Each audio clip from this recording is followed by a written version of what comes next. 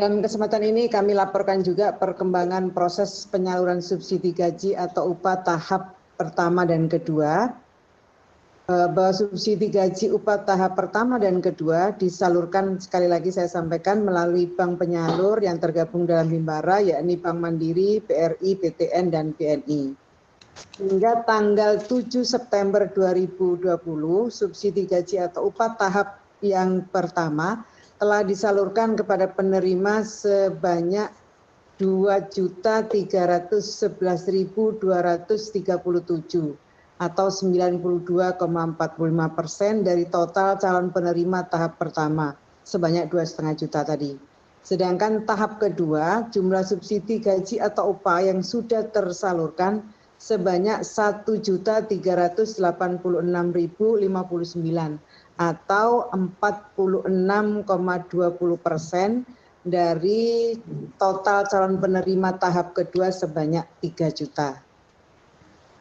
Sekali lagi kami meminta teman-teman BPJS Tenagakerjaan untuk berkomunikasi dengan stakeholder agar berbagai kendala dalam penyaluran subsidi gaji upah tadi dapat diminimalkan.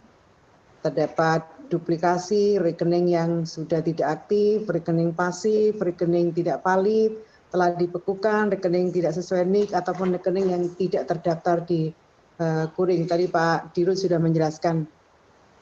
Kami juga menghimbau kepada para pemberi kerja atau perusahaan beserta para pekerja untuk membangun komunikasi dan dialog terkait data rekening para pekerja guna memastikan tidak ada kesalahan dalam pelaporan rekening ke BPJS Tenagakerjaan sehingga penyaluran subsidi gaji atau upah tepat sasaran. Tadi juga saya ingin menggarisbawahi apa yang disampaikan Pak Dirut, masih ada yang perlu dilakukan di data ulang.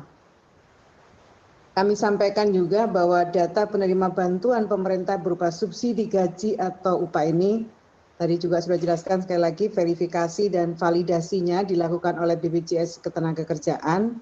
Kami ingatkan bahwa pemberi kerja yang tidak memberikan data yang sebenarnya akan dikenakan sanksi sesuai dengan ketentuan peraturan perundang-undangan.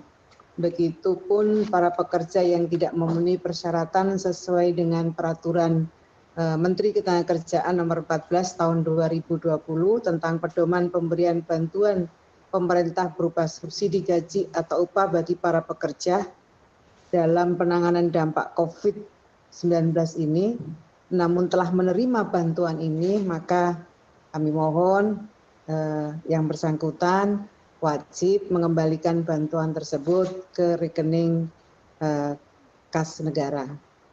Selain itu saya ingin menyampaikan kembali, mengulang kembali tentang persyaratan subsidi gaji atau upah. Mereka yang berhak menerima subsidi gaji atau upah adalah WNI, pekerja penerima upah tercatat sebagai anggota aktif BPJS Ketenagakerjaan per 30 Juni 2020, gaji yang dilaporkan BPJS Tenagakerjaan di bawah 5 juta, dan memiliki rekening yang aktif. Kami mengapresiasi langkah yang disampaikan oleh Pak Dirut dengan memblasting SMS kepada beberapa penerima tadi yang ada kriteria yang disampaikan oleh Pak Dirut. Kami mengapresiasi sekali karena tentu saja sangat diharapkan oleh teman-teman pekerja yang memenuhi persyaratan sebagaimana yang saya sampaikan tadi. Penyaluran bantuan subsidi upah ini diberikan kepada pekerja sebesar 600.000 per bulan selama 4 bulan, jadi totalnya ada 2,4 juta yang akan diberikan setiap 2 bulan sekali. Artinya 1 kali pencairan pekerja akan menerima uang subsidi sebesar 1,2.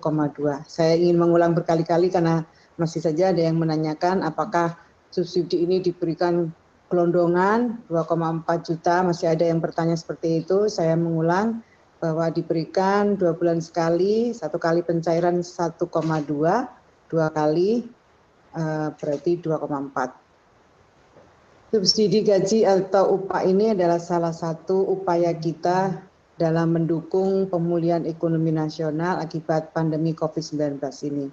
Oleh karenanya, sekali lagi kami berharap bantuan pemerintah ini dapat digunakan untuk memenuhi kebutuhan teman-teman pekerja, gunakan beli produk-produk UMKM kita.